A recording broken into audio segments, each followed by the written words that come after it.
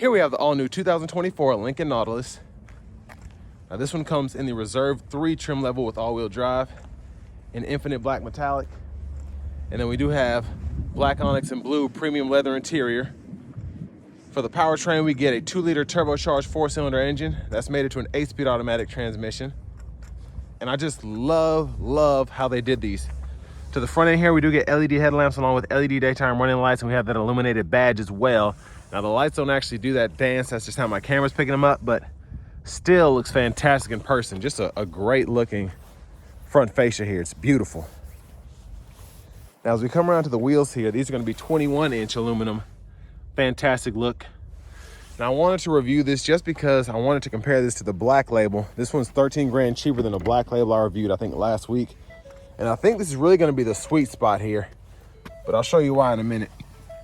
We get that Rebel Ultima sound system, power door locks, memory seat functions, power windows, power mirrors, electronic child lock and rear window lock, and then we have the power folding mirrors as well. And then those have blind spot monitors in them. And that's the door handle there. So to open the hood, hit this twice. Headlamp controls are here, power lift gate, power tilt and telescoping steering wheel. And then finally, here's our power driver's seat, and we do get power thigh support there, 4-way lumbar and massage. So just a pretty impressive vehicle overall. Sorry about the chime, but a big shout out to Lincoln of Franklin for allowing me to review this Nautilus today. I'll leave a link below in the description. And I didn't want to run this through the car wash just because it's a new vehicle, probably needs to be detailed correctly, as opposed to running it through the quick wash. And there was just a lot of pollen here as we're going into spring, so that's what all that is. It's not really dirty. But that sticker price is $64,650, and the one I did, the black label, was like $77 and some change. So far not really noticing any huge differences other than this middle seat here so far. And we had that brown interior in the one or the red interior, that's what it was, and it just made a big difference. But also I think it had that caviar gray or whatever, and that was a $2 grand option. But back here, seat back pockets are on both sides. We have the USB-C ports integrated in the back there. I love that. And then we get the 3-stage heated rear seats back here, and the AC vents are there.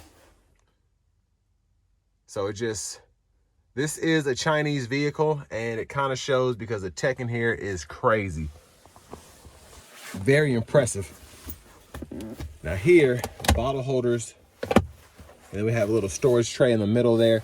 And so far, all of this, except the interior color, is looking identical to the black label that I tested last week. At least I'm not missing anything as of now, and that's a good thing. I think that headliner may have been suede or something like that, but doesn't really bother me. I'm never gonna be looking at it. Fuel filler there. And then as we come around to the back end here, of course, we get the LED tail lamps. And I love that light bar there, just a fantastic look. While I'm opening the lift gate, we're gonna take a quick look underneath. There's the exhaust there. And then tons of space behind the second row. Lift this up, spare tire as well. And then these come out. You wanna hang some bags. And then we can power release our second row if we wanna do that.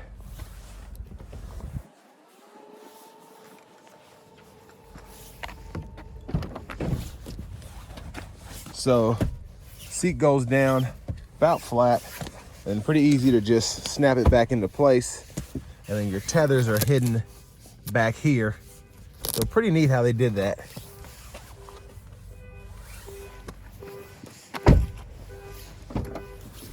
And then our front passenger seat, same adjustability as the driver's side, which I love, including that thigh support there. And the controls even look very premium, beautiful. And then a glove compartment here, owner's manuals are there. And just a quick close-up of that screen before I cut the vehicle on. It's just so neat how they did that.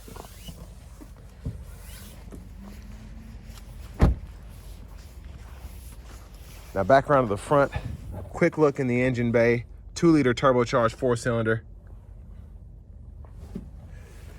Pretty much get that engine across the board. But let's go ahead and hop in the driver's seat, start her up.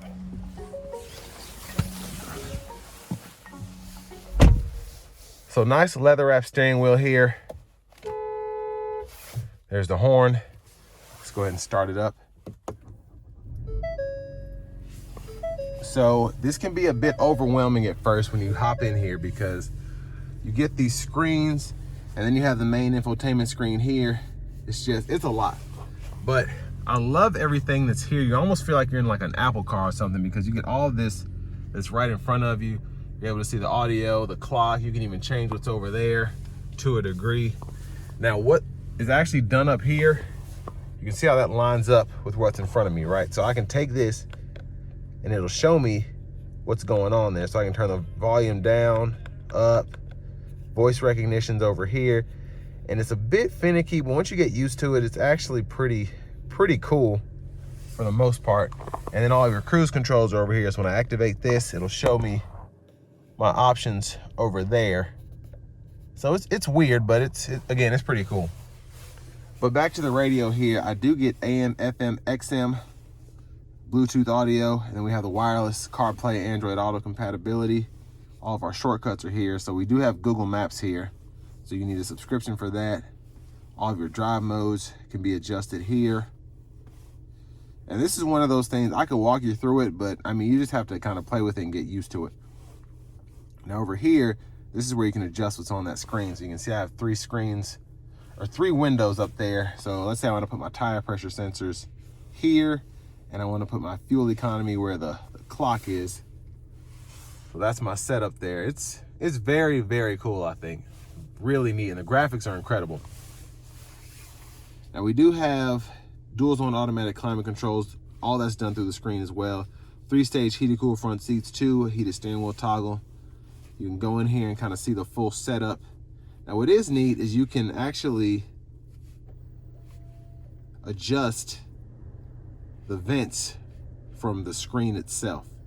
Get very nitpicky, if you will, where the airflow is going. So I like that, really cool. And then the backup camera pulls up here, and then I have that bird's eye view. And I can adjust everything here. So if I want to do this, I can zoom in or whatever, and then it'll show me up there. So it's just, they did such a great job with this. So it kind of makes me excited about the new Aviator, even though I like the looks of the older Aviator better. But I mean, this tech in here is just phenomenal. Now shifter, park, reverse, neutral, drive, the limiter there, your auto stop toggles there, hazards, and then we do have parking assist there, the defroster, and then hit this for the camera, but that'll pull up the front camera on the fly there. And then we have the drive mode. That's a shortcut, and I can pull that up on the screen there. And then I love how, I don't know if this is like an Asian thing, but I mean, in terms of the manufacturers, but I just think it's funny how Genesis kind of does this big time, just having these little crystallized looking knobs. And now I'm seeing them in the Lincoln Nautilus. So it's pretty funny. Wireless charging pads here, a USB-C, USB-A port there, bottle holders. And I can stow all this away if I want to. Center console cubby space. We have 2 USB-C charge ports at 12 volt. Pretty good storage size in there. And then back to the screen here. If I want to go into these settings, and let's say I want to change my units of measurement, I can go down. Where is it? I believe it's in the system settings. Yeah, I can change the units. Fahrenheit for temperature. I can change miles and MPG if I want to go to kilometers or metric system, something like that. And languages, you actually do have several options. A lot of people complain, they're only English, Spanish, and French, but here you have several different options depending on what you want on your screen. But here are the controls for the sunroof, sunglasses holders here, and then I'm pushing the sunshade all the way back. And then once that goes back, I'm gonna go ahead and open the roof and show you how far it goes. And there's a view of the back seat from up here. So 2 touches get you all the way back there. And then a universal garage door transmitter there, vanity mirror. And then back to the steering wheel, blinkers, high beams. And then we do have automatic wipers, one time off, intermittent low, high. And then in that intermittent again with the automatic, we have the adjustability for that there. And then a rear wiper here, push back for the rear wiper fluid, pull up for the front wiper fluid. And one thing I actually noticed was it seems like the fluid for the front is actually in the wipers themselves. So that's pretty neat. And again, all that adjustability on either side here kind of shows you what you can do right in there. So very neat. Push button start again. And then here we have the key fob with remote start.